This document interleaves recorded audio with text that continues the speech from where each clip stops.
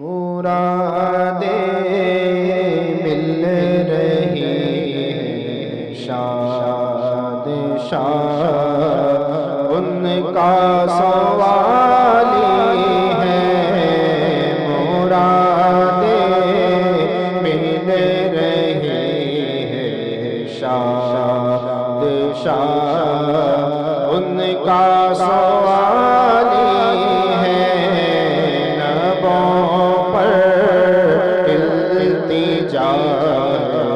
ہاتھ میں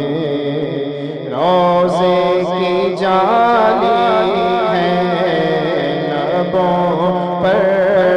التجا ہے ہاتھ میں روزے کی جالی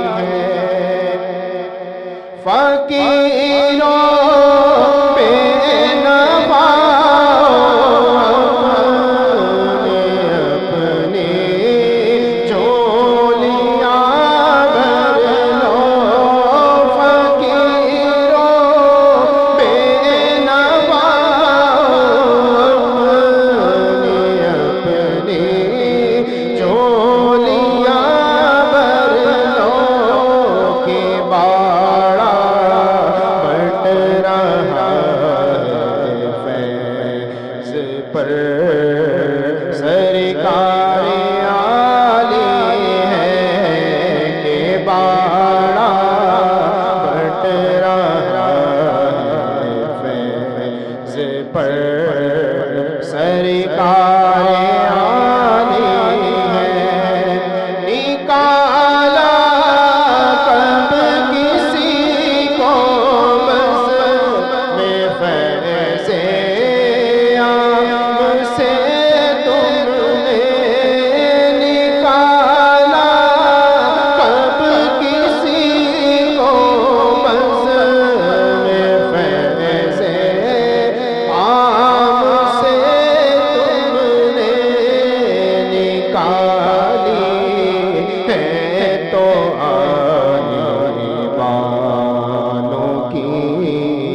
حسرت نکالی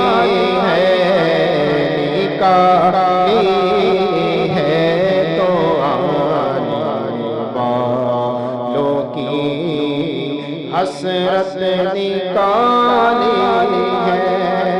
حسن کا درد و دکھ موقوف فرما کر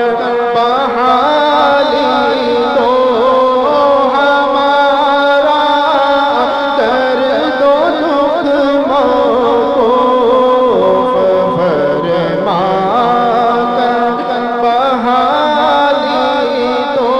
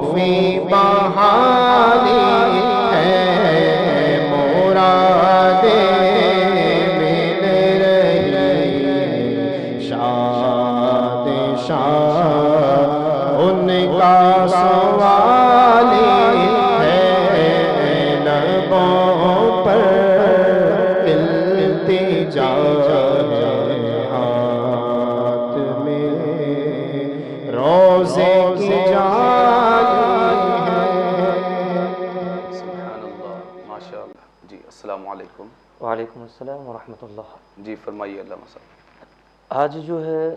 جیسے کہ ہمارا کل کا ایپیسوڈ رہا ہے، گزشتہ ایپیسوڈ، اسی میں سے ایک دو سوال ہمارے نظروں میں رہے ہیں۔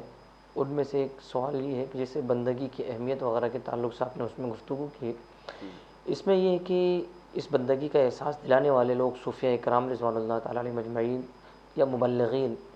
تو ایک مبلغ جو اسلام کی دعوت لوگوں تک پہنچا رہا ہے یا اللہ کی اہمیت کو لوگوں کو سمجھا رہا ہے، اس کے اوصاف کیا ہونے چاہیے؟ جی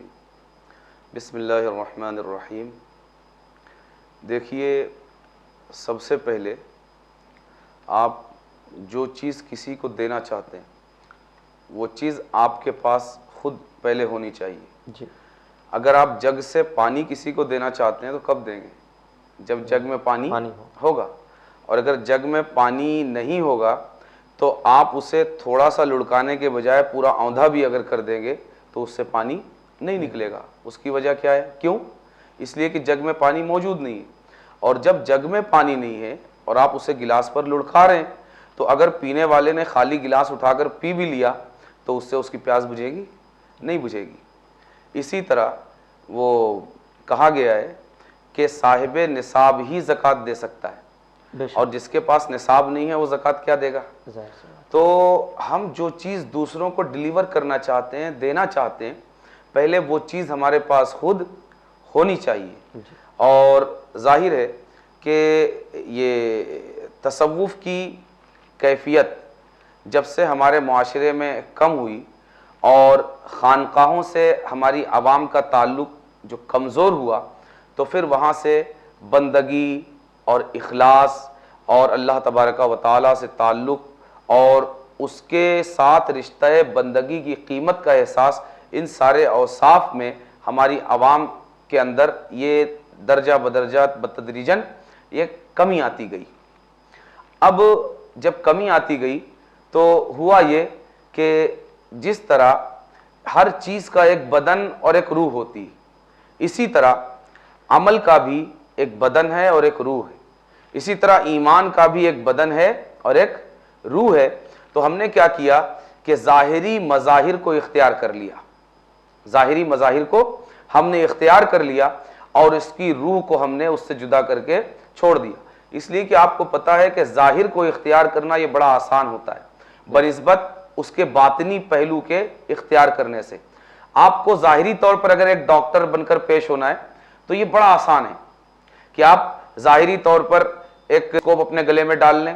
اور ایک مخصوص طریقے کا لباس پہن لیں، آپ لوگوں کی نظر میں ڈاکٹر ہو جائیں گے۔ لیکن یہ الگ بات ہے کہ جب لوگ مریض آپ کے پاس آپ کو ڈاکٹر سمجھ کر آئیں گے اور آپ ان کی تشخیص کر رہے ہوں گے، ان کو دوائیں لکھ رہے ہوں گے، اس وقت سمجھ میں آئے گا کہ یہ ڈاکٹر نہیں بلکہ یہ یوں ہوگا کہ مرض بڑھتا گیا جو دوا کی۔ اور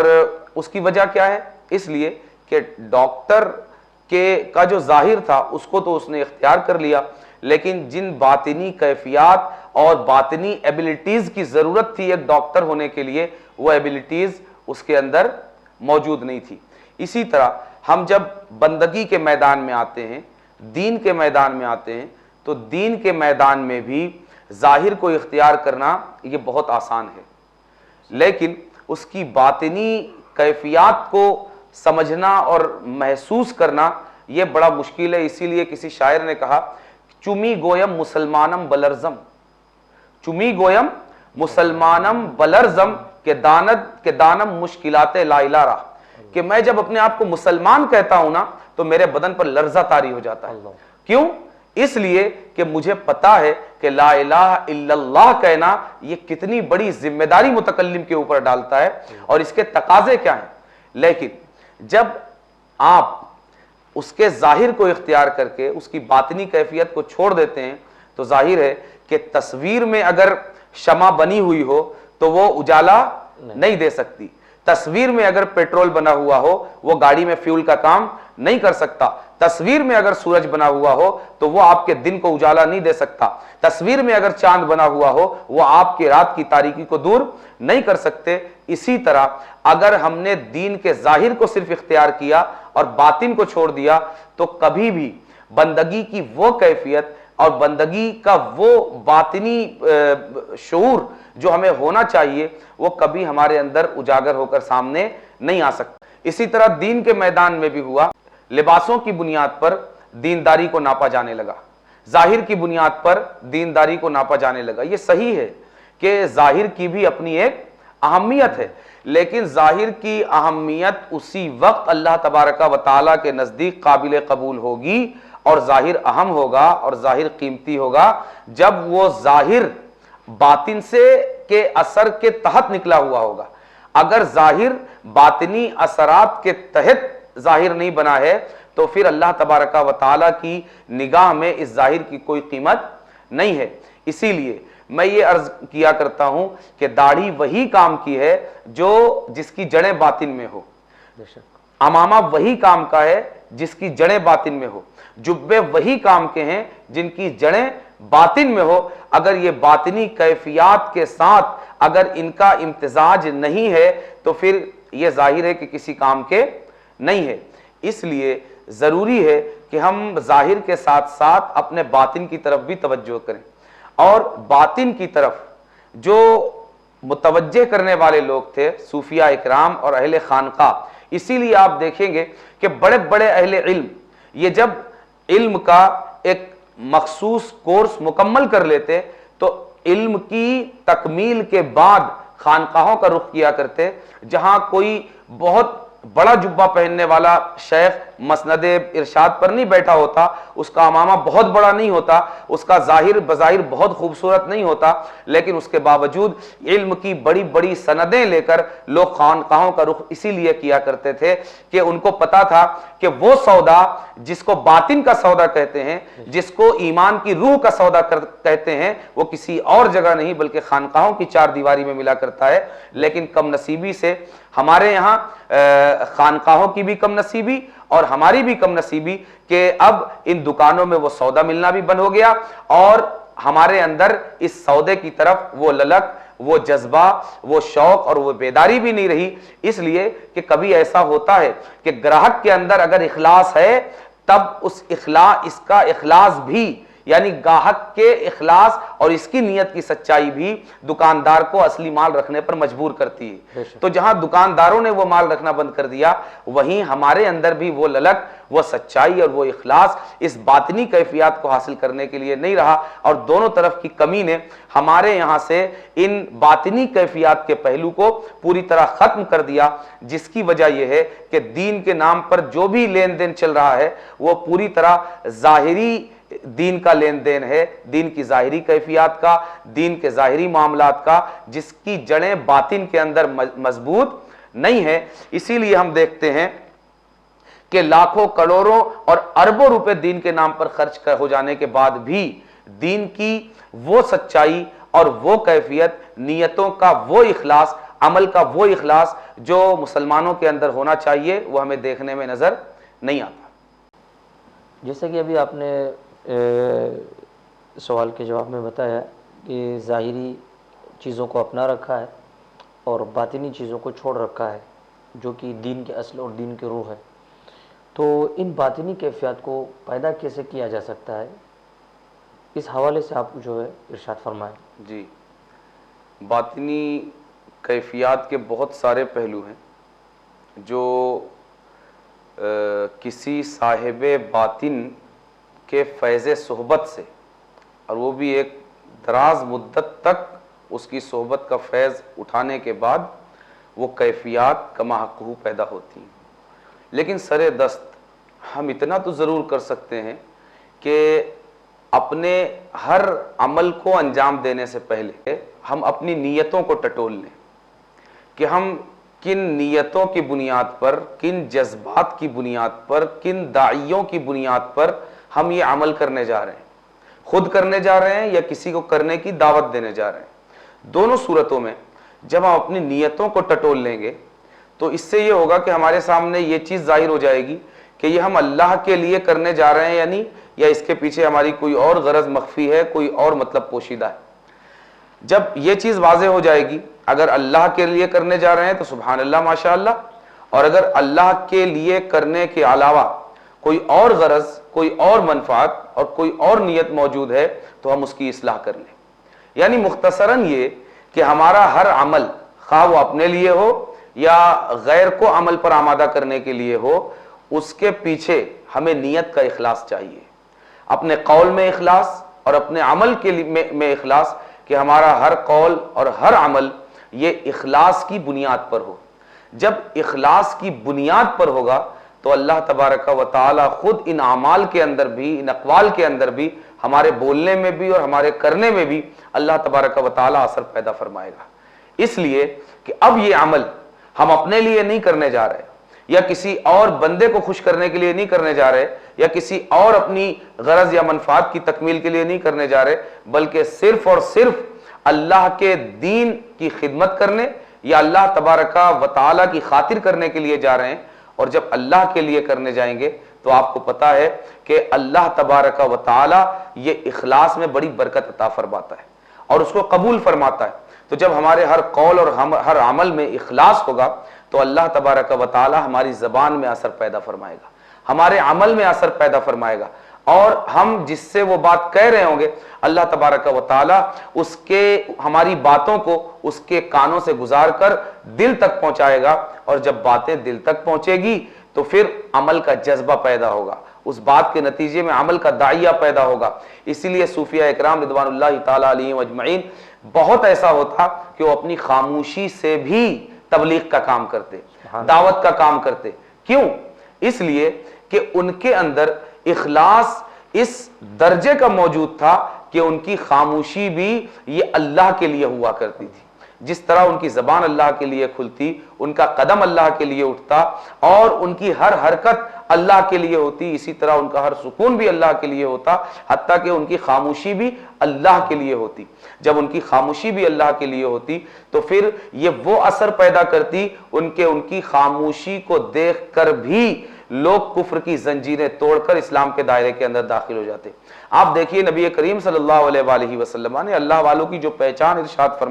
فرمایا اذا رؤوا ذکر اللہ، کہ جب وہ بولیں تو اللہ یاد آئے. نہیں، یہ نہیں فرمایا جب وہ چلیں تب اللہ یاد آئے، یہ نہیں فرمایا جب وہ گفتگو کریں اللہ یاد آئے، یہ نہیں فرمایا، بلکہ یہ فرمایا کہ جب تمہاری نظر ان پر پڑے تو تمہیں اللہ یاد آئے، یہ فرمایا. یعنی وہ سکون کی حالت میں ہو تب بھی ان کا دیدار اللہ کے ذکر کا سبب بنے گا، وہ بولنے کی حالت میں ہو تب بھی ان کا دیدار اللہ کے ذکر کا سبب بنے گا، وہ اگر تبلیغ کے کاموں میں مصروف ہو تب بھی ان کا دیدار اللہ کے ذکر کا سبب بنے گا، وہ اگر دعوت کے کام میں ہو تب بھی ان کا دیدار اللہ کے ذکر کا سبب بنے گا. گویا ان کی خاموشی ہو یا گویائی، ان کا بیٹھ جانا ہو یا چلنا، ان کا حرکت میں رہنا ہو یا سکون کی حالت میں رہنا، ان کی ہر حالت میں بندے کو اگر ان کا دیدار ہو جائے تو اس کے اندر ذکر کی کیفیت پیدا ہو جائے گی.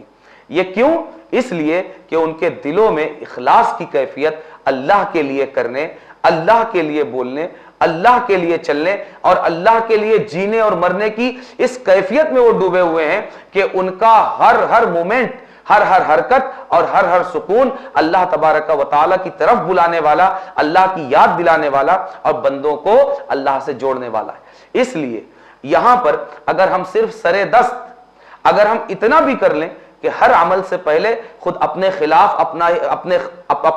اپنے لیے نہیں بلکہ اپنے خلاف ایک وکیل بن کے کھڑے ہو جائیں اور ہم اپنا محاسبہ کریں کہ ہم جو یہ عمل کرنے جا رہے ہیں یہ ہم اخلاص کی بنیاد پر کر رہے ہیں یا نہیں، تو ہمارا ضمیر ہمیں خود بتائے گا کہ تم یہ عمل جو کرنے جا رہے ہو یا یہ بات جو بولنے جا رہے ہو اس کے پیچھے کیا مضمرات تمہارے اندر موجود ہیں. اگر اللہ کے لیے ہے تو ضرور اثر پیدا ہوگا، اور اگر اللہ کے لیے نہیں ہے تو ہمارا محاسبہ ہمیں اس طرف رہنمائی کرے گا، اور جب رہنمائی کرے گا تو ہم اپنی غفلت کا پردہ چاک کر کے اپنی نیتوں میں اخلاص پیدا کر لیں. اللہ ضرور ہماری باتوں میں اثر پیدا کرے گا، اور بجائے اس کے کہ ہماری باتیں اس کان سے گزر کر اس کان سے نکل جائیں، دلوں میں جگہ پائے گی، اور جب دلوں میں جگہ پائے گی تو ہمارے ظاہر پر عمل کی شکل میں نمودار ہوگی، خود ہمارے اندر بھی اور ہمارے سننے والوں کے اندر بھی اور ہمارے دیکھنے والوں کے اندر بھی. آپ کی گفتگو سے یہ بات سمجھ میں آتی ہے کہ عمل میں جو ہے نا نیتوں کا کافی عمل دخل ہے، تو آپ نیت کی اہمیت کے تعلق سے بھی آپ کچھ بیان فرمائیں تاکہ ہمارے ناظرین کو ساری گفتگو کا جو خلاصہ پتہ چل جائے. جی، یہ صحیح ہے کہ اعمال کا جو مدار ہے وہ نیتوں پر ہی ہے کہ اگر اعمال کی بنیاد میں نیتوں کا اخلاص اور نیتوں کی سچائی موجود نہ ہو کہ وہ عمل جو انجام پایا ہے وہ اگر اللہ کی خاطر انجام نہیں پایا ہے تو اللہ کے یہاں یہ کاؤنٹیبل نہیں ہے اور قابل شمار نہیں ہے۔ اسی لیے نبی کریم صلی اللہ علیہ وآلہ وسلم نے ارشاد فرمایا انما الاعمال بالنیات، یعنی عمل نیتوں ہی سے ہے، کہ اگر نیت ہے صحیح تو عمل قابل قبول ہوگا، اور اگر نیت صحیح نہیں ہے تو عمل قابل قبول نہیں ہوگا۔ بلکہ بعض روایتوں میں تو یہاں تک آیا کہ نبی کریم صلی اللہ علیہ وآلہ وسلم نے عمل سے بڑا مقام نیت کو عطا فرمایا، کہ نبی کریم صلی اللہ علیہ وآلہ وسلم نے ارشاد فرمایا نیت المؤمن خیر من عملی، کہ ایک صاحب ایمان کی نیت اس کے عمل سے بڑھ کر ہوتی ہے، اور اس کی وجہ یہی ہے کہ نیت بھی ایک عمل ہے، اگرچہ یہ باطنی عمل ہے لیکن یہ بھی اپنے آپ میں ایک عمل ہے، اور آپ کو پتہ ہے کہ باطن یہ ظاہر کے لیے بنیاد ہوتا ہے۔ آپ جو عمل کرنے جا رہے ہیں وہ آپ کے جوارح کا عمل ہے، آپ کے ظاہر کا عمل ہے، لیکن نیت یہ آپ کے باطن اور آپ کے قلب کا عمل ہے، اور قلب کا عمل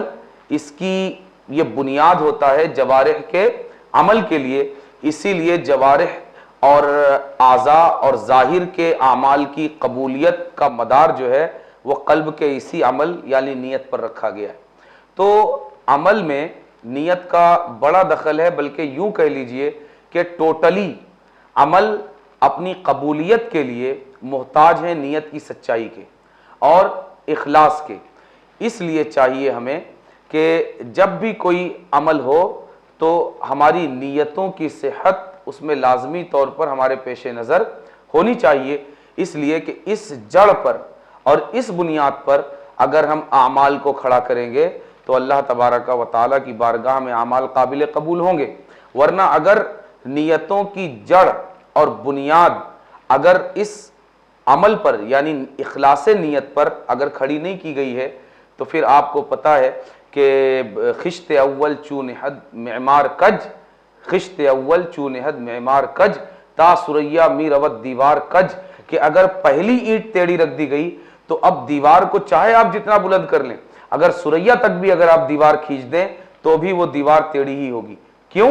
اس لیے کہ آپ نے جو بنیاد تھی وہ ٹیڑھی رکھ دی۔ تو اگر نیت صحیح نہیں ہے تو ان پر چاہے آپ اعمال کے انبار لگا دیں، اور اعمال کے انبار لگا لگا کر سریا تک بھی پہنچا دیں اگر آپ، تو وہ اعمال اللہ تبارک و تعالیٰ کی بارگاہ میں قابل قبول نہیں ہوگے، اس لیے کہ انہیں اللہ تبارک و تعالیٰ جس بنیاد پر ان کا قیام چاہتا ہے اعمال کی بنیاد پہ وہ عمل آپ نے نہیں رکھا۔ اس لیے ضروری ہے کہ اپنے اعمال کو اللہ تبارک و تعالیٰ کی بارگاہ میں مردود ہونے سے بچانے کے لیے اور اللہ تبارک و تعالیٰ کی بارگاہ میں مقبول بنانے کے لیے ضروری ہے کہ ہم اپنے ہر عمل سے پہلے اس کی بنیاد میں اخلاص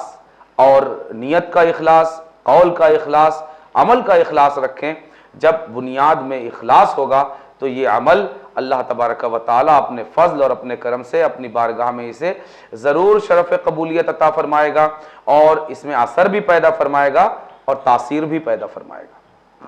جیسے کہ ابھی آپ نے نیت و کے اخلاص کی بات کی، تو اس حوالے سے جو ہے بہت سے لوگ جو ہے اب جب اپنے کام کی شروعات کرتے ہیں، اسٹارٹ کرتے ہیں، تو دل میں رہتا ہے کہ اللہ اس کے رسول کے لیے کر رہا ہے، مگر جب وقت گزرتا ہے تو پھر وہ نیت میں چینجنگ آ جاتی ہے۔ فار ایگزامپل جیسے کہ نماز آدمی ادا کرتا ہے، اور جب لوگوں کا احساس ہو جاتا ہے کہ لوگ دیکھ رہے ہیں تو اسے بڑی خوشی ہوتی ہے کہ لوگ مجھے جو نا عابد کہیں گے یا اس طرح کہیں گے، تو پھر جو نا نیتوں میں جو نا اخلاص کہیں نہ کہیں تک کمزور پڑ جاتا ہے۔ تو اس کو اس کی اصلاح کیسے کی جا سکتی ہے، اس کو باقی کیسے رکھا جا سکتا ہے؟ جی، اخلاص کو جس طرح شروع میں اور عمل کی بنیاد میں اس کا وجود ہونا ضروری ہے، اسی طرح عمل کے انجام پا جانے تک اخلاص کے وجود کا برقرار رہنا یہ ضروری ہے، اور اس کے لیے آپ کو ہر لمحہ اور ہر گھڑی عمل کے ہر مرحلے میں اخلاص کی تجدید یہ ضروری ہے۔ اس کی وجہ یہ ہے کہ اللہ تبارک و تعالی سے متعلق جو معاملات اور معمولات ہیں ایک بندے کے، تو اس میں منزل تک پہنچ جانے کی کیفیت یہ موجود نہیں کہ آپ یہ کہیں کہ ہاں یہ پہنچ گیا، یہ پا گیا، بلکہ اللہ تبارک و تعالیٰ نے بھی جہاں بھی ذکر کیا تو سبیل اللہ کا ذکر کیا، یعنی اللہ کا راستہ، منزل کا ذکر ہمیں نہیں ملتا۔ یعنی آپ کو چلتے ہی رہنا ہے، یہ نہیں ہے کہ آپ ایک بار نیت کر کے آپ بیٹھ جائیں کہ میں نے اپنی نیت میں اخلاص پیدا کر لیا، بلکہ اخلاص کے راستے پر چلتے ہی رہنا ہے، اور اس راستے میں ہر قدم اپنے اخلاص کو ٹٹولتے رہنا ہے اور اس کی تجدید کرتے رہنا ہے۔ البتہ یہ ہے کہ ایک یہ چیز ہے کہ اگر آپ کو کسی نے اچھی حالت میں دیکھا اور آپ کے دل میں خوشی کا احساس ہوا، یہ ایک الگ چیز ہے کہ کوئی بھی بندہ یہ چاہتا ہے کہ مجھے اگر کسی نے اچھی حالت میں دیکھا ہے تو اس کے دل میں خوشی کا احساس ہوتا ہے، لیکن یہ اخلاص میں خلل نہیں ہے۔ اخلاص میں خلل یہ ہے کہ بنیادی طور پر عمل کا آغاز ہی لغیر اللہ کیا جائے، اللہ کے علاوہ کسی کے لیے کیا جائے، یا اس کی کیفیت کو آغاز تو اللہ کے لیے کیا گیا لیکن لوگوں کی خاطر، غیر اللہ کی خاطر، اللہ کے علاوہ کسی اور کی خاطر اس کی کیفیت میں تبدیلی کر دی جائے۔ یعنی اگر بہت زیادہ خشوع اور خضوع کے ساتھ نہیں پڑھ رہا تھا تو اب جب لوگ اس کے بعد آزو بازو نمازی اور آ گئے تو ان کو دکھانے کے لیے مزید خشوع و خضوع کا اظہار کرنے لگا، سجدوں کو مزید طویل کرنے لگا، رکوع کو مزید طویل کرنے لگا، قراءات کو مزید طویل کرنے لگا، ذکر کی تعداد بڑھا دی، اور جس طرح بھی بہتری کی طرف وہ چینجنگ پیدا کر سکتا تھا اس نے کر دی، تو یہ بھی اخلاص کے منافی ہوگا۔ باقی دل میں اگر خوشی کا احساس ہوتا ہے، ایک سرور کا احساس ہوتا ہے، تو یہ اخلاص کے منافی نہیں ہے، اس لیے کہ یہ سرور اس چیز کا ہے کہ اللہ کا شکر ہے کہ لوگوں نے مجھے ایک اچھی کیفیت میں دیکھا، کسی بری حالت میں مجھے نہیں دیکھا۔ باقی رہا اخلاص کو باقی رکھنے کا معاملہ، تو اس کے لیے جیسا کہ میں نے عرض کیا کہ عمل کے ہر مرحلے میں ہمیں اپنے اخلاص کو اور اپنی نیت کو ٹٹولتے رہنا پڑے گا، اس لیے کہ اخلاص کے ساتھ عمل کا شروع کر دینا یہ کافی نہیں ہے، بلکہ اخلاص اور نیت کی سچائی کا استمرار عمل کے اختتام تک ہم دم ہم قدم عمل کے نیت بھی ہونی چاہیے اور اخلاص بھی ہونا چاہیے۔ جب تک ہر قدم عمل کے ہر مرحلے میں ہم نیتوں کی تجدید اور اخلاص کی تجدید نہیں کریں گے تو اس وقت تک یہ ہمارا عمل اخلاص کے ساتھ پورا ہو ضروری نہیں ہے، بلکہ ہو سکتا ہے کہ ہم آغاز تو اخلاص کے ساتھ کریں مگر پھر وہی کیفیت پیدا ہو جائے جس کا ذکر آپ نے کیا کہ لوگوں کا ہجوم ہونے کے بعد اور دوسرے نمازیوں کے مثال کے طور پر اگر ہم کسی نمازی کو لیتے ہیں تو دوسرے نمازیوں کے آنے کے بعد یہ اپنے خشوع و خضوع میں اضافہ کر دے اور دیگر حرکات و سکنات کو بہتری کی طرف لے آئے تاکہ یہ لوگ دیکھ کر مجھے عابد کہیں، زاہد کہیں، متقی کہیں، پرہیزگار کہیں اور خاشع اور خاضع اللہ تبارک و تعالیٰ کا بندہ کہیں۔ تو اگر یہ ساری چیزیں ہوتی ہیں تو پھر ظاہر ہے کہ عمل یہ اخلاص سے خالی ہو جائے گا، اس لیے عمل کے ساتھ نیت کی اخلاص اور نیت کی سچائی کا استمرار یہ ضروری ہے۔